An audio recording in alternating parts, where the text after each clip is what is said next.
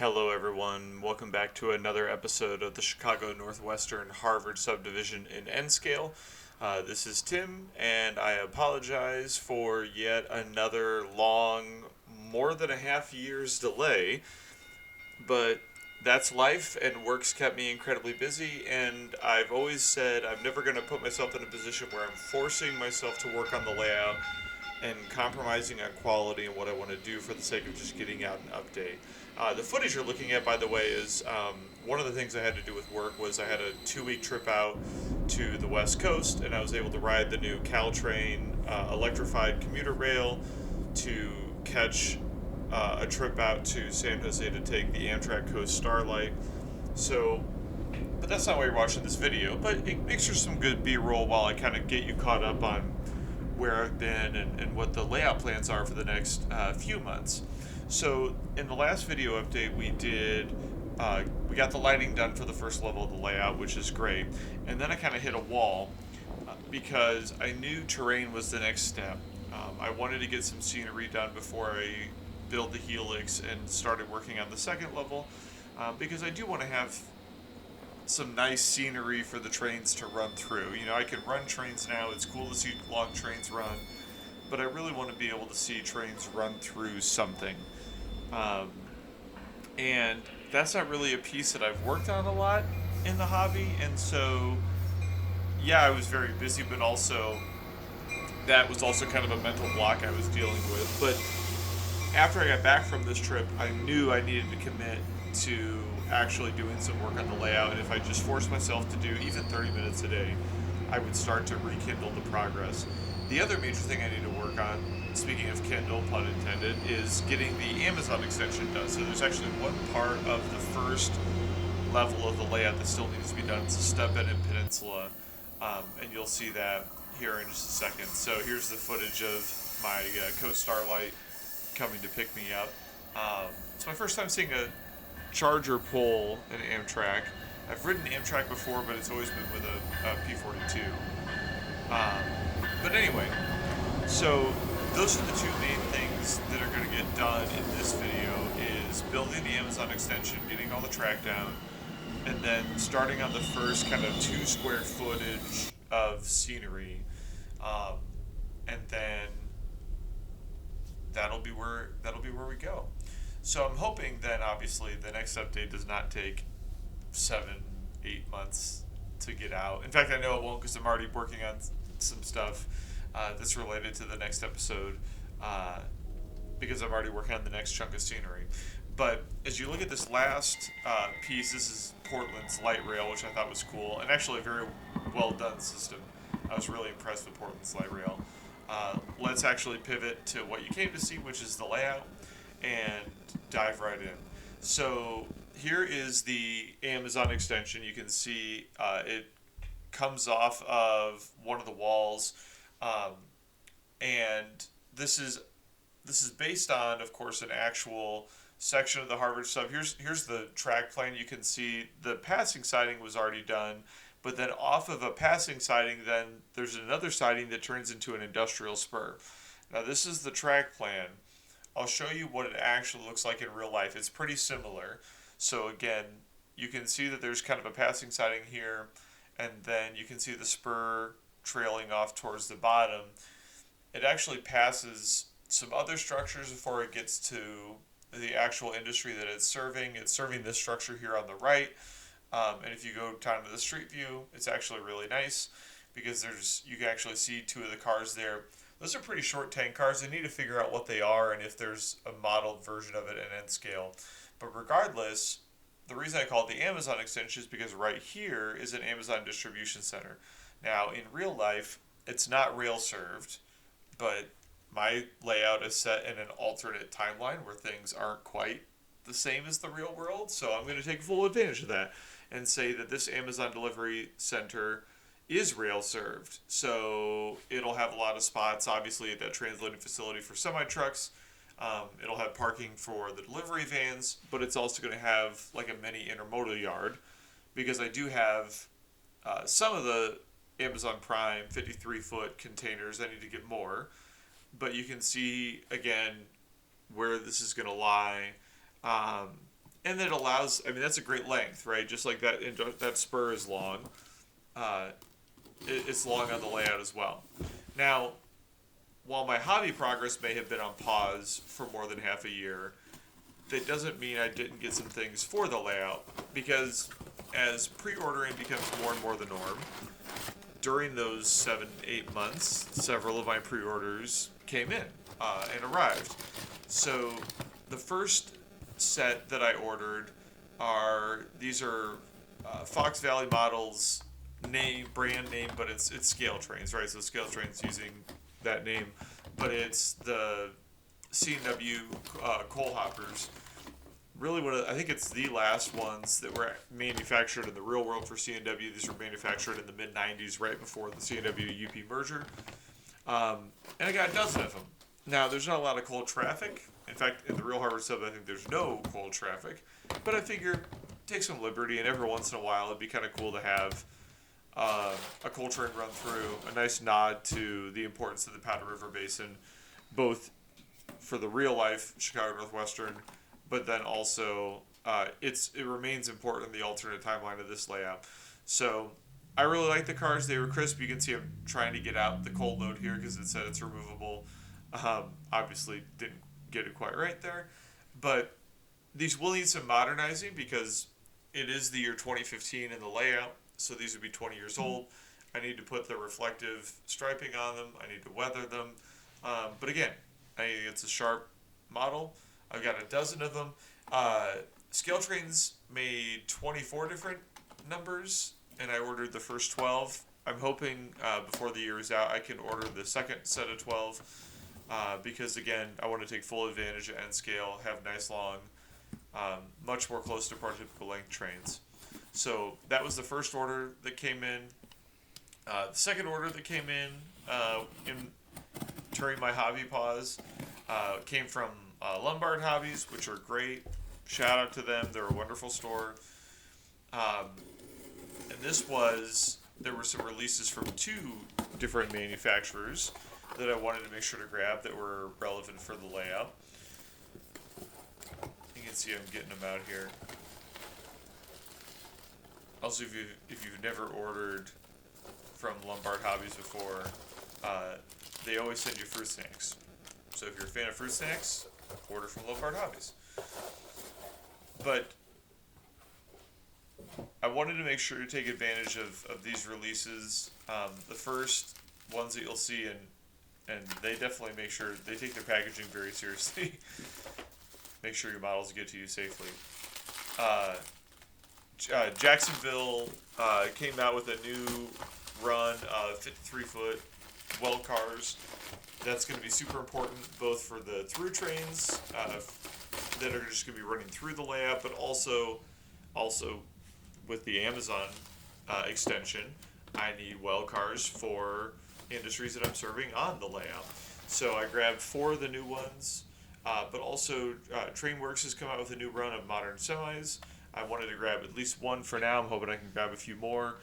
I do have roads at various spots of the layout, so I want to make sure they're populated with enough vehicles.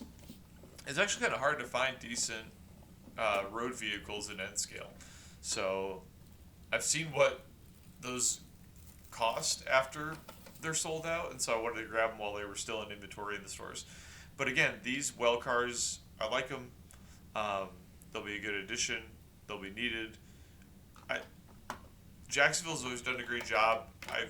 They've got good weight to them. They pull well. I really like their cars, so I wanted to make sure to grab those. So I grabbed 4 of those. I already have several of their others. That should be plenty. And obviously, I'll need to go through and weather even the pre-weathered ones, kind of like what you saw. If for no other reason, and I know this might upset some, but these are going to have to get graffitied if I'm modeling what modern railroading looks like. It's beyond plausible if there's no graffiti on the cars. So this order is from a relatively new entrant in the N-scale field, and that is Aurora Miniatures. They've produced some cars for HO scale, and then they had a run for modern box cars at N scale. and I wanted to grab some of them in part because I need them, but also I want to throw my business behind a company getting into N scale. I think that's important. It's important to have additional manufacturers, but you can see I grabbed one of the blue GATX scheme and then two TTX, and I think technically, prototypically, I'm a year early. I think 2016 with the high reporting marks that you see, but close enough, you know. And again, I haven't had a chance to do.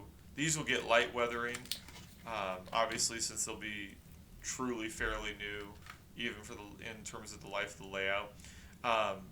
But I thought these looked really sharp. Uh, After I recorded this, I obviously ran them on the track to see. You know, my only quibble with the Aurora miniatures ones is the couplers didn't really play very nice um, with other cars, and I tested them with scale trains, Kato, micro trains. It took a little finagling to get them to actually couple with all of them. So that's my one quibble. They're doing another run of boxed cars. We'll see if anything changes there. I'll definitely order because they look great, and couplers can get changed out. So you know, it's not a knock on them. So then also I pre-ordered an Atlas GP38-2. I figured that'd be a great locomotive to run some of the locals. Obviously, I'll need to modernize this as well. It looks great. It sounds great. I'm gonna need to contact Atlas though. I was gonna run it in some of the footage later on, and it really struggled when I attached cars to it. The motor, it sounded like the motor was spinning way more than it should be. Yeah, if there was any kind of weight behind it that was pulling, it really, really, really struggled. And I can't imagine that's right. And so, yeah, I'm going to see if there's something that I can do. Otherwise, I might need to contact Atlas and send it back in. This next pre-order is another Scale Trains. This is actually the Scale Trains brand. It's not Fox Valley.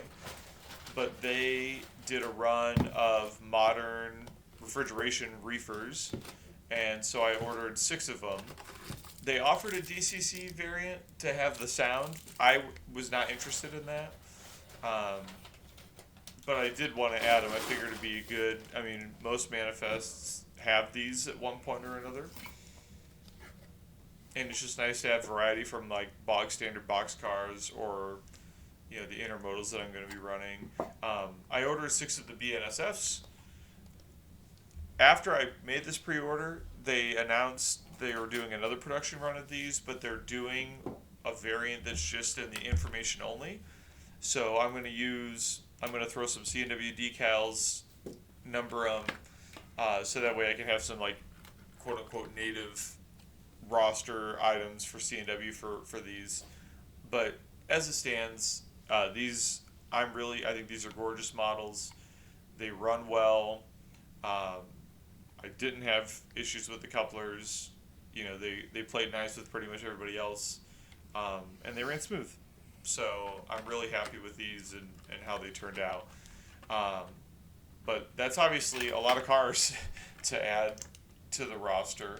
I've got, I think, 3 more pre-orders floating out there, and then I've kind of hit pause because I need to start saving my hobby money for eventually building that second level. I've got a helix to build. I've got the bench work to lay, track, a whole other level worth of the layout for track to do. So I'm content with where I am with this.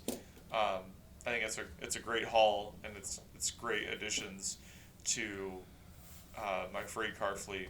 The one last order that came in, really, it wasn't a pre-order, but obviously if I'm going to be building the Amazon extension, I need track. And so Midwest Model Railroad came through again. They've always had all the Pico track in stock. Other spots don't. And I don't know if that's a Pico issue, but somehow Midwest Model Railroad has the secret sauce, and they're able to always have the track in stock that I need. One of the reasons I had to order new is because I've been using the concrete ties for the main track. Can't really use that for an industrial spur. And then obviously I needed the switches as well. So that was the last order that came in, and the most recent order that came in It arrived while I was out of town, so when I got home, it was there to greet me. Um, but with that, then that enabled me to, what's on the track plan is one thing, but I need to be able to physically map out how the flex track's going to lay, how it's going to look, um, make sure everything is going to actually play out the way it looks on the computer. I did run into one piece that you'll see here shortly. The initial turn off the passing siding is you're going to see is a lot tighter than it probably should be, but it works. It's certainly doable. But yeah, these are all the things that came in. And again, that's going to slow down. It's also going to slow down in part because I do need to start weathering these at some point. If I don't weather at all, I'm going to have I'll never be able to get everything weathered. So I do need to start making that a part of my to-do list. But in the meantime, we've got some track laying and some scenery to do.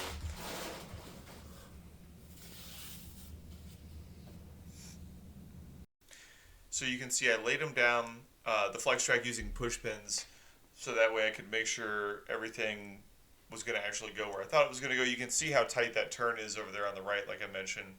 But then obviously I marked the location because then it's time to lay roadbed down. I did use whole cork roadbed sheets for where kind of the intermodal mini yard is going to be for Amazon. I figured that made sense because you're going to need some space for the vehicles to, remove and add the containers to the well cars. So slowly gave time for everything to dry into position.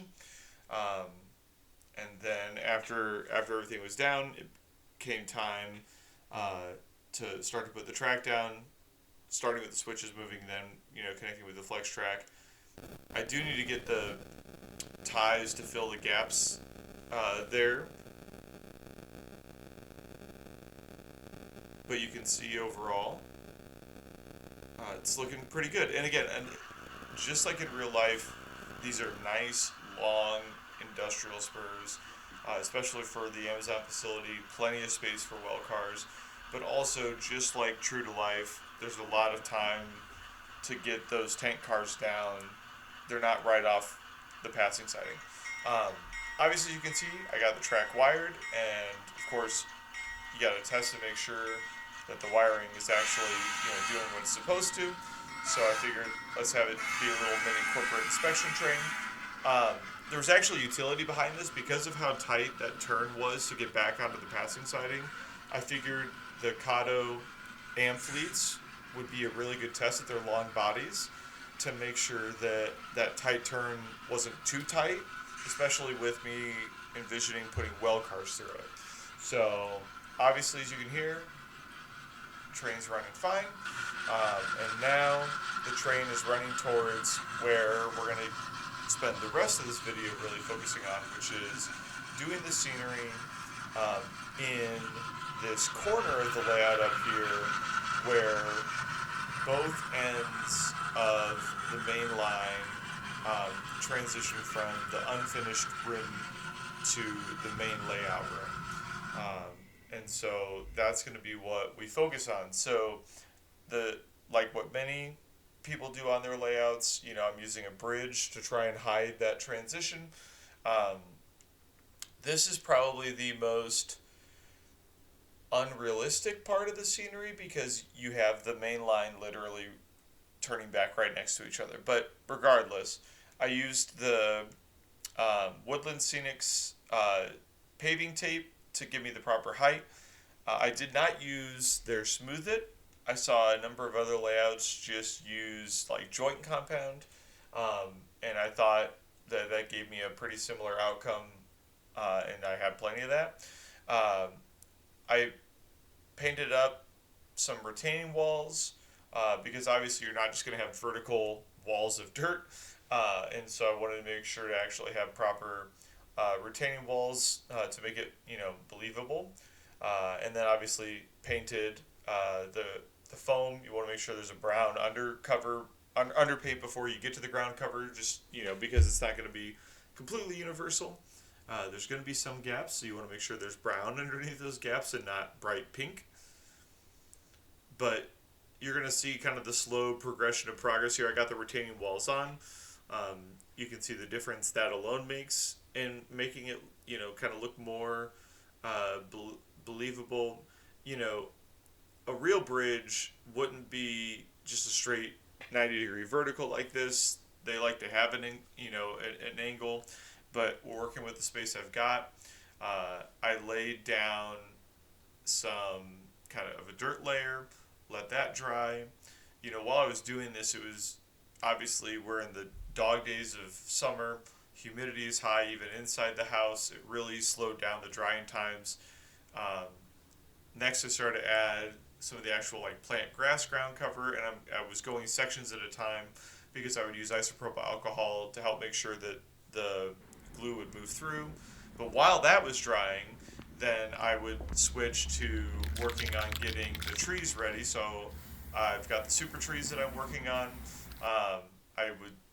I spray painted them and then let them soak in glue to straighten them out, and then obviously added the cover that you can see. But having this going on allowed me to bounce between multiple aspects of the scenery to keep me busy while respecting the drying times, right? I didn't want to rush drying times again, especially with the high humidity. There were some elements of this where I would have to wait a day and a half for it to fully dry just because of what the air conditions were. But you can see again, I'm slowly adding ground cover here. And it's hard to judge how it's going to look. I always get a little nervous because the glue's obviously it's so dumb, but it's Mod Podge. It has a nice matte dry to it, and you can see this was from the last video clip to now. I think it was about 2 hours to dry. You can see the difference that makes, and then it was finally time to start adding trees. I learned a good rule that you always want to have an odd number in your kind of clusters. Even numbers look weird to the eye. And so I made sure to do that here as well. I did make a mistake in hindsight. I put trees down first, then what you can see I'm working on here now is where the static grass is going to go. That was a poor sequence on my part. I definitely made a note not to do that again. It's hard to have the static grass applicator get in there when you have trees. This is the long and short of why that was not the best idea. But I wanted to have a blend. I didn't want to have, it's not a golf course. It's not a backyard. You don't want to have just one, but also you don't want to be too busy. You don't want to have so much different variety that it looks cluttered. You want it to look natural. So I pulled all the tape off, obviously. The next thing to work on was ballasting the back 3 tracks. And making sure that that's all done. Now, I know that you can see with the retaining walls, I need to extend them because you can see the stud and you can actually see the wall for the unfinished room from the layout. So I'll add kind of an extension to those walls, and I'll actually ballast the first chunk of track in the unfinished room just because, again, it's visible from the scenic part. But you can see here, even now, with it still being a work in progress, I'm really happy with how this looks. I think it adds a nice little bit of realism. So you can see I've got the bridge down, I've painted the road, and again, that was another sequencing error because I need to glue, here's, you can see the bridge. I painted and assembled it separately, obviously. I was really pleased with how the inking on the gaps between the concrete panels turned out. I obviously got the road striping down. I weathered down the middle. But my error was I needed to glue first before painting because I knew I would have to put down some more joint compound to have the road properly get up to where the bridge is. So I did that. I got the striping down. I got the gravel sides down. One thing that you're not going to see that I still need to do is put the guardrails up for the road when it's up on that incline, making its way towards the bridge. But I put some trucks and cars and stuff down. just to see what it would look like, populated. Uh, and I'm super thrilled. And it adds to the view block to actually have like that semi up there. I think really helps as well sell it. But the final thing I wanted to do, and the final reason why I wanted to start in this corner, is I wanted to add lighting. I really do want to have lighting with my scenery. I think some night shots would be cool, and you can see I'm testing it to make sure it actually works.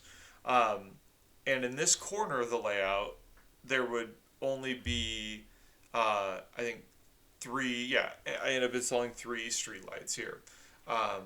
And so, the only downside of it is what you're seeing right now, which is because this road is literally flush up against the backdrop, a lot of the light really just blares kind of right on the backdrop. And you can see I've got the other two lights. I looked at what the distance is between the street lights for this street. In real life, this street doesn't actually go over the tracks in a bridge, but it's about 8-9 scale inches apart. So that spacing is correct, or at least it's correct to this area and to the I don't know, class of street that it is. It's a side street. It's not a main street. So, but you can see, I'm really happy with how that turned out. I did have to solder resistors on to these because I do want to connect them to a 12 volt power. I'm using just a 9 volt battery to test, but the resistors are rated to handle up to 12 volts of power without burning out the LEDs. So, but overall, really happy with this corner. And what I'm going to do is I'm just going to keep making my way over. So I'm starting here, and I'm making my way over towards the Amazon extension. And then that'll kind of be a good pausing point before either pivoting to scenery on another part of the layout, or maybe even pivoting to the helix, depending on, I don't know, mood, where I am in the progression, if I'm really enjoying the scenery. But that's my goal, is to get the scenery from here up to the Amazon extension done. I think it's a good it's a good goal, and it would be a good chunk of the first level scenic. So I think I close this video by showing you, what a bit of operations might look like with the Amazon extension, with the local serving it. So let's take a look at that as the local comes out from under the underpass. So this is a Scale Trains SD40-2. I do need to do some things to it to modernize it. Ditch lights, PTC on the roof, renumber it into the more modern style. But regardless, this represents the northbound local that'll be happening during operating sessions, where it's taking cars up to industries on the Harvard sub, but also to the interchange in the town of Harvard, which is north beyond the section or the area that I'm modeling. But as it makes its way up, this will eventually be where the new Bear Stadium is going to be built. This is the Arlington racetrack area. But eventually it'll make its way over to the passing siding and the industrial square. You can see a manifest heading down the Harvard sub, and it's pulling a lot of those new cars that you saw me unbox earlier. Looking very good, I would say. But again, as you see it coming up, this will actually be the second industry on the first level that's served by the northbound local. The other one that we didn't show is Mullen Coil and Steel. This would be the second stop on its way. There are several more online industries that'll be on the second level. So, like those cars with the lumber loads that you see on there will be actual industries that they'll be going to. That's not just there for show. They're not just there to be interchanged at Harvard, which is technically what the staging yard will be on the second level. But regardless, there's plenty of room on this passing siding, you can see, to cut leave the other cars there, and then back on to the spur. You can tell from how the sound's kind of cutting out. I forgot to clean the passing siding. But regardless, um, this is why I wanted to have 2 tracks for Amazon, because the thinking was that way they could unload whatever the fresh arrivals are and then pick up the containers that have already been unloaded to continue along the way. Which, by the way, even though these are going up to Harvard, then the southbound local would ultimately get them back to the main yard at Proviso.